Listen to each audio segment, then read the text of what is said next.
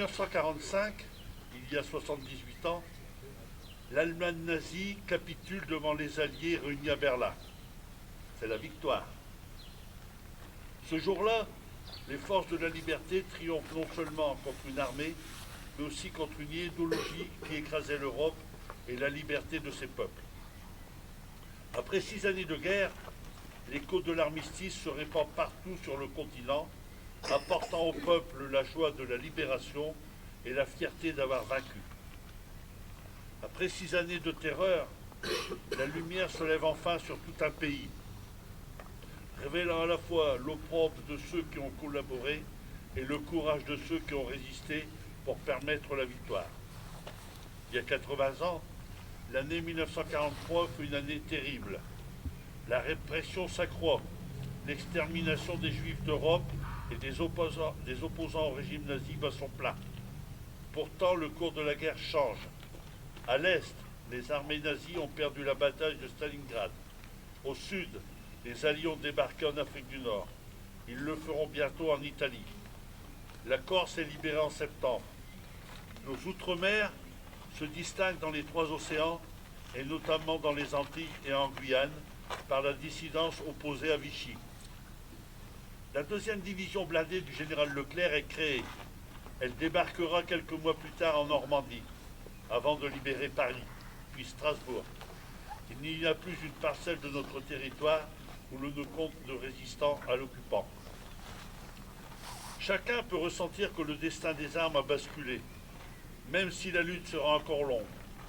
L'épreuve présente n'est pas terminée, mais voici qu'au loin se dessine la fin du pire drame de notre histoire, indique le général de Gaulle aux Français libres et aux Français occupés dans son message du 14 juillet 1943. La résistance finit partout en France et sûre de l'issue finale du combat, s'engage dans l'élaboration de ce qui réunira les Français après la guerre. Les ombres qui pèsent sur le destin de la nation s'éclaircissent, assez pour qu'un dessin pour la France d'après-guerre puisse commencer à être tracé. Avec la fin du conflit apparaissent de nouveaux défis pour reconstruire l'Europe, pour renouer avec la démocratie et pour soutenir nos soldats qui poursuivent le combat dans une guerre qui n'est pas encore achevée en Asie.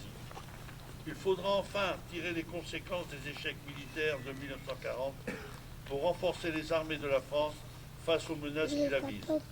Hier comme aujourd'hui, c'est un combat que nous ne devons pas perdre de vue. Après la victoire, vint aussi le retour des prisonniers, des déportés et la longue attente de ceux qui ne reviendront pas, ayant sacrifié leur vie pour notre liberté. Enfin, il y a tous ceux que plus personne n'attend, car ils ont été déportés par familles entières dans des convois vers l'Est qu'un holocauste achevait. Écoutons les survivants et les vétérans qui nous transmettent la mémoire de leurs compagnons, pour que leurs témoignages ne disparaissent pas avec eux et qu'ils inspirent ceux qui s'imaginent leur liberté pour définitivement acquise. Souvenons-nous enfin du sang versé. Il fut le prix de notre liberté. Mourir pour que d'autres puissent vivre libres. C'était le prix exorbitant dont plus de 10 millions de soldats alliés se sont acquittés. Un prix qui, hier comme aujourd'hui, augmente à chaque renoncement, à chaque fois que nous oublions notre passé. Au bout, le 8 mai 1945, offrit la plus grande gloire du monde aux femmes et aux hommes qui n'avaient pas cédé. La victoire leur offrit la liberté. Vive la République, vive la France.